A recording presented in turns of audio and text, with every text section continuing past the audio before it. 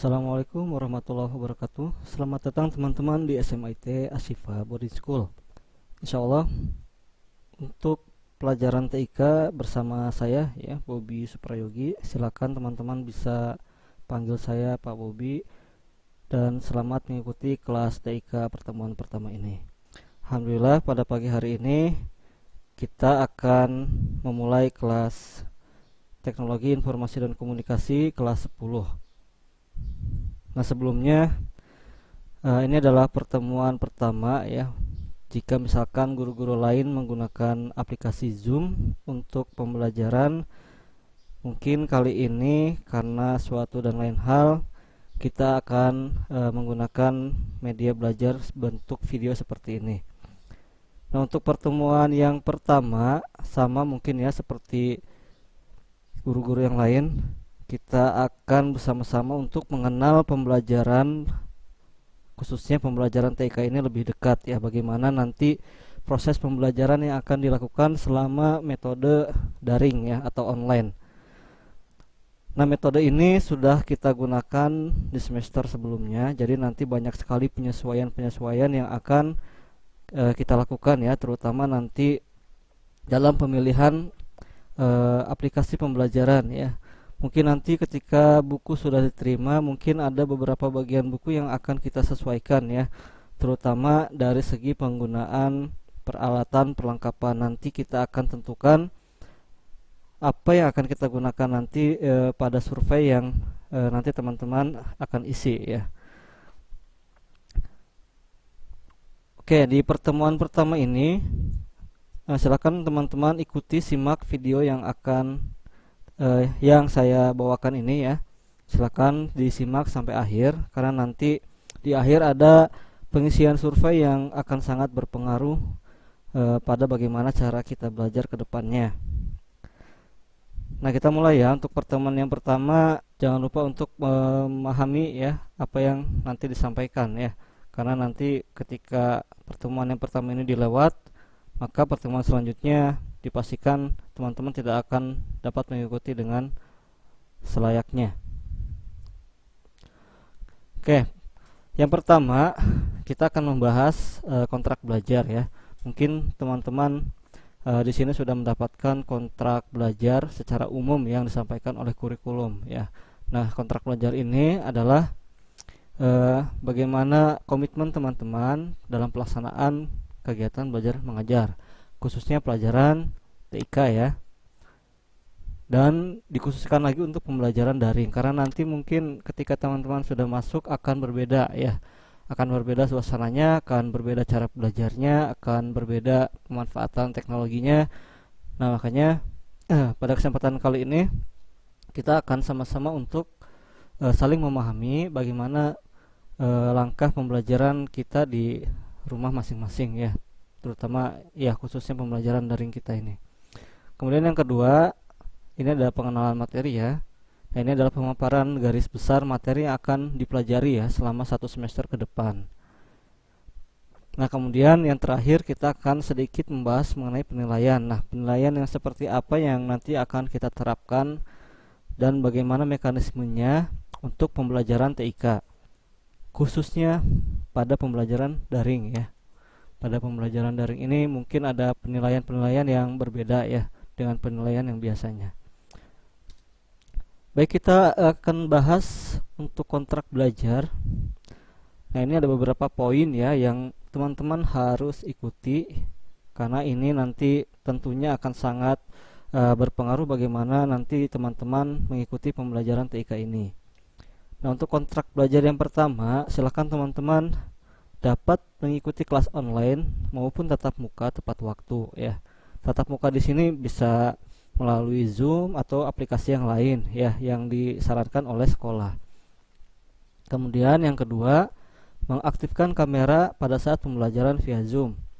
Ya, mungkin nanti untuk beberapa pembelajaran ke depan ya, untuk pembelajaran TIK ini kita juga akan menggunakan Zoom ya. Dan seharusnya memang untuk pertemuan pertama kita gunakan Zoom ya, namun karena terkendala maka kita gunakan format video, karena nanti format video ini pun kita akan gunakan untuk media belajar ya, seperti itu. Karena keterbatasan mungkin ya, keterbatasan dari banyaknya hal ya.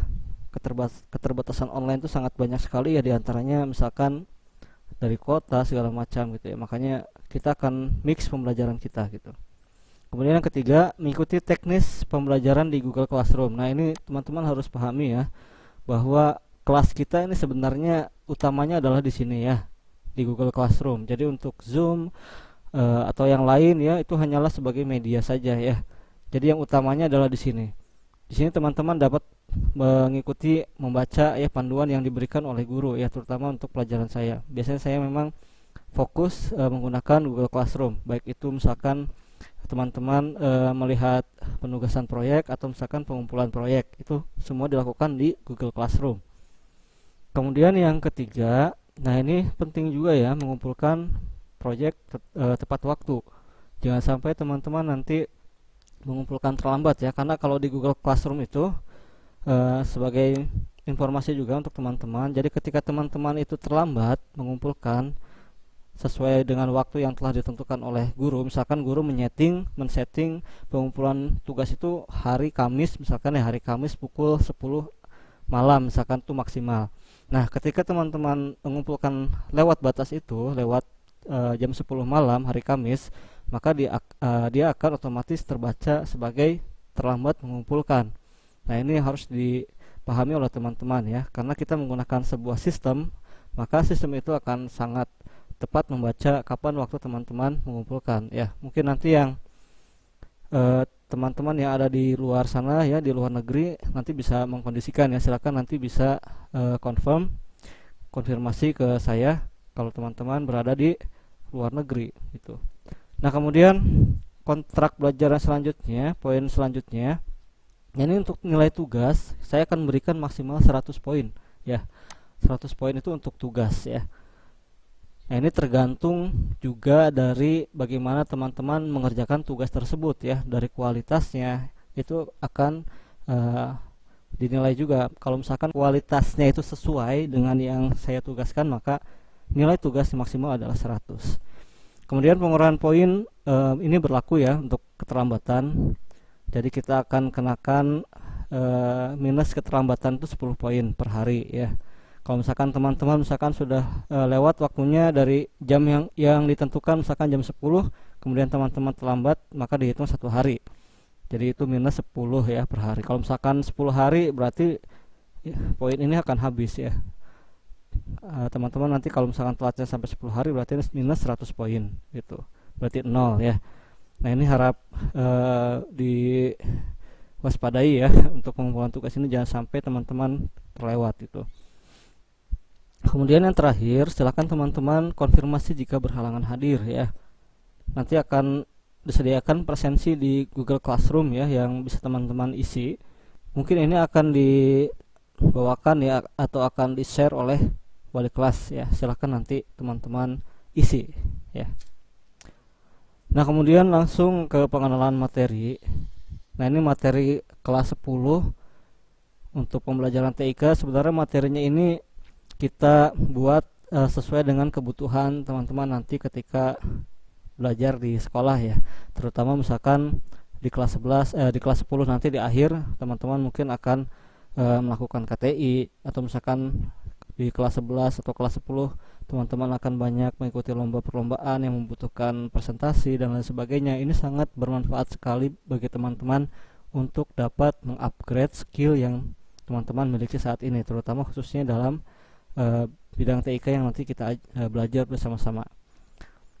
Yang pertama yang akan kita pelajari, ini kita akan pelajari terlebih dahulu ya tentang pengetahuan umum komputer ya. Ini akan setidaknya akan memberikan wawasan kepada teman-teman ya, bagaimana proses kerja komputer, kemudian sejarah komputer, dan hak kekayaan intelektual.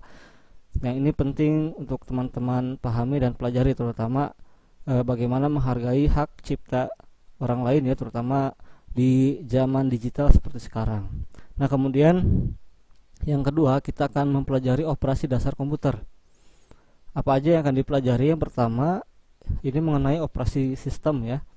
kemudian bagaimana mematikan dan menyalakan komputer yang baik dan benar, kemudian instalasi operasi sistem. Seperti teman-teman ketahui bahwa operasi sistem itu kan sangat banyak ya, apalagi sekarang sudah muncul smartphone yang di dalamnya pun menggunakan operasi sistem. Nah, ini nanti semua akan kita pelajari.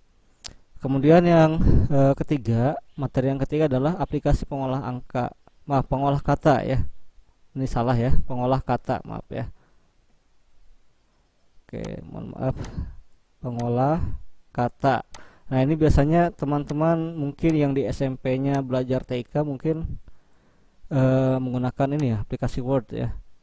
Kalau misalkan di laptop atau di PC kita bisa menggunakan aplikasi Word, tapi kalau misalkan hasil survei nanti berkata lain dan teman-teman misalkan diharuskan menggunakan smartphone, maka kita akan gunakan yang lain ya. Kita akan gunakan aplikasi semisal Google Doc.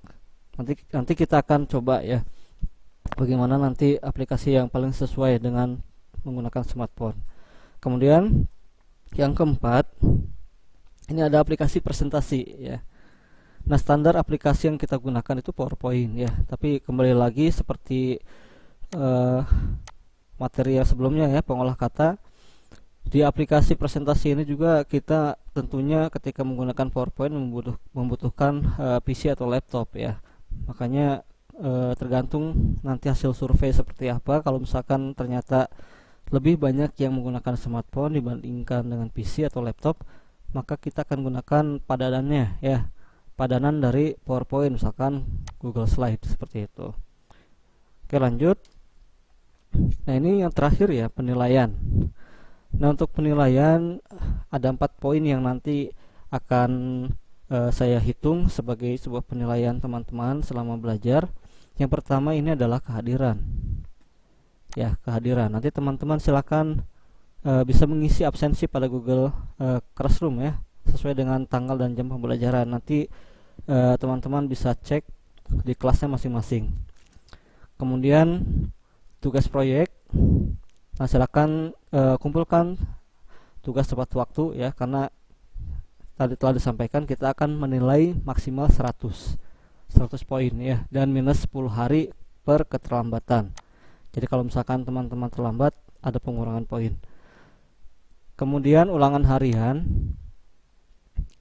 Nanti biasanya kalau untuk daring kita gunakan Google Form ya, yang dibatasi 1 kali tanggapan. Itu artinya teman-teman hanya bisa mengisi 1 kali. Dan sekalipun misalkan teman-teman mencoba mengisi 2 kali, maka nilai yang pertamalah yang akan kita gunakan, yang akan saya gunakan dalam penilaian ya. Jadi kalau misalkan teman-teman nilai pertama 25, kemudian mengirimkan lagi misalkan ya, mengerjakan lagi dan nilainya 100, tetap akan digunakan nilai yang pertama.